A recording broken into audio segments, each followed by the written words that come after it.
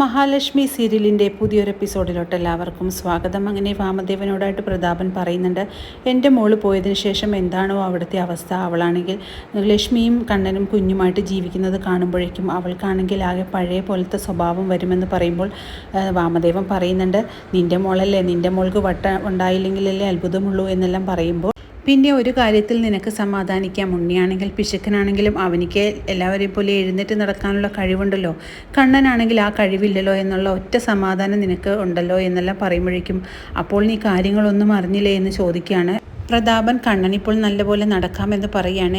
ഇത് കേൾക്കുന്ന വാമദേവനാണെങ്കിൽ ആകെ ഞെട്ടിത്തെറിച്ച് പോകുന്നു. പിന്നെ കണ്ണൻ നടക്കാനുള്ള കാര്യത്തിനെക്കുറിച്ചെല്ലാം സംസാരിക്കുകയാണ് പ്രതാപൻ.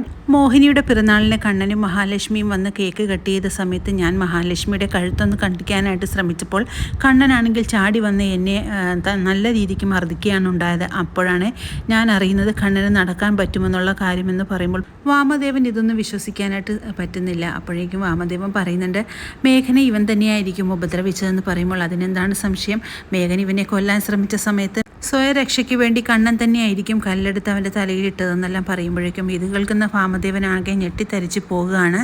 പിന്നീട് ദുർഗയാണെങ്കിൽ പലഹാരങ്ങളെല്ലാം പൊരിച്ചുകൊണ്ടിരിക്കുന്ന സമയത്ത് അങ്ങോട്ടേക്ക് കരുണ വരുന്നുണ്ട്. എന്നിട്ട് കരുണ പറയുന്നുണ്ട്, അമ്മയ്ക്ക് എന്നോടൊപ്പം ദേഷ്യമൊന്നും ഇല്ലല്ലേ, എനിക്ക് വേണ്ടി അമ്മ പലഹാരങ്ങളെല്ലാം പൊരിക്കുന്നുണ്ടല്ലോ എന്ന് പറയുമ്പോൾ നിനക്ക് വേണ്ടിയോ, ഇതെൻ്റെ മഞ്ജുവിന് വേണ്ടി മാത്രം പൊരിക്കുന്നതാണ്, നിനക്ക് വേണമെങ്കിൽ നിൻ്റെ മുത്തശ്ശിയോട് പറഞ്ഞ് കഴിക്കണമെന്നെല്ലാം പറയുമ്പോഴേക്കും കരുണ എടുത്ത പലഹാരം കഴിക്കാൻ പറ്റാതെ ആകെ നാണം കെട്ട് പോവുകയാണ് ദുർഗയുടെ മുന്നിൽ. എന്നിട്ട് പറയുന്നുണ്ട്, ഇനി മഞ്ജുവിന് കൊടുത്തിട്ട് ബാക്കി എന്തെങ്കിലും ഉണ്ടെങ്കിൽ വേണമെങ്കിൽ നീ കഴിച്ചോളാനായിട്ട് ദുർഗ പറയുന്നത് കേട്ട് കരുണയാണെങ്കിൽ ആകെ ചമ്മയെ പോലെ തന്നെ നിൽക്കുകയാണ്.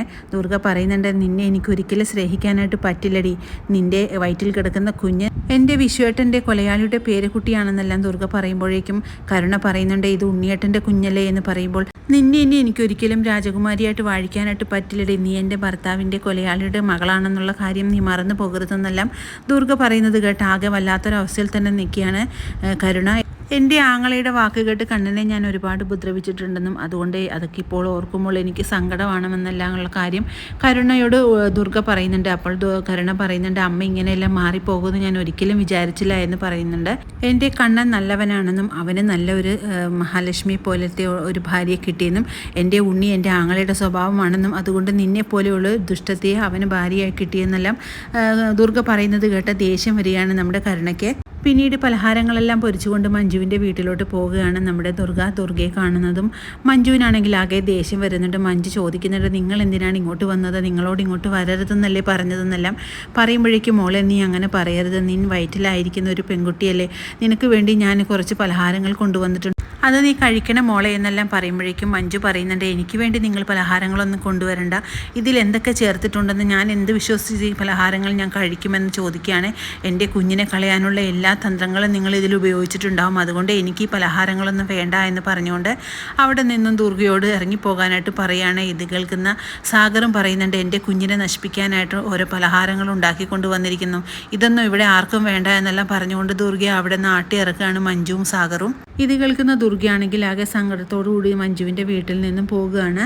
പിന്നീട് ഹോസ്പിറ്റലിൽ മഹിയാണെങ്കിൽ ലേഖയോടായിട്ട് പറയുന്നുണ്ട്, എനിക്കിപ്പോൾ മഞ്ജുവിൻ്റെ അമ്മേനെ സംശയമൊന്നുമില്ല, മഞ്ജുവിൻ്റെ അമ്മയാണെങ്കിൽ ഇപ്പോൾ എല്ലായിടത്തും പോകുന്നുണ്ടല്ലോ, അവരുടെ സ്വഭാവം മാറിയായിരിക്കുമെന്നാണ് എൻ്റെ മനസ്സിൽ തോന്നുന്നതെന്ന് പറയുമ്പോൾ ലേഖ പറയുന്നുണ്ട്, നീ അങ്ങനെയൊന്നും പറയണ്ട മഹി, അവരൊന്നും ഒരിക്കലും മാറാനായിട്ട് പോകുന്നില്ല, അവരുടെ സ്വഭാവം എപ്പോഴും പഴയപടി തന്നെയായിരിക്കും, അതുകൊണ്ട് നീ അവരെ ഒന്നും വിശ്വസിക്കരുതെന്ന ലേഖ പറയുന്നത് കേട്ട് വളരെ സങ്കടത്തോടു കൂടി തന്നെ ഇങ്ങനെ ഇരിക്കുകയാണ് നമ്മുടെ മഹി. ഒരവസരം വരുമ്പോൾ അവരുടെ സ്വഭാവം പഴയപടിയാകുമെന്ന് ലേഖ പറയുന്നുണ്ട്.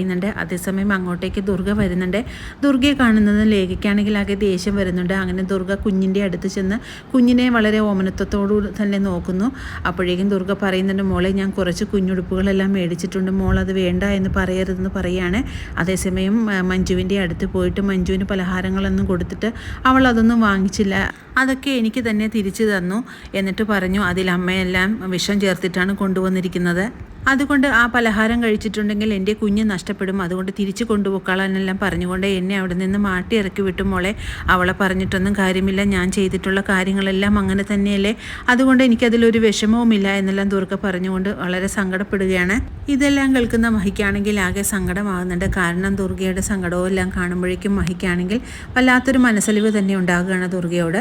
അങ്ങനെ വളരെ ത്രില്ലിംഗ് ആയിട്ടുള്ളൊരു എപ്പിസോഡുകളാണ് ഇനി വരാനിരിക്കുന്നത്. ഈ റിവ്യൂ ഇഷ്ടമാകുകയാണെങ്കിൽ ലൈക്കും ഷെയറും സബ്സ്ക്രൈബ് സബ്സ്ക്രൈബും ചെയ്ത് സപ്പോർട്ട് ചെയ്യണേ. പുതിയൊരു എപ്പിസോഡിനായിട്ട് നമുക്ക് കാത്തിരിക്കാം.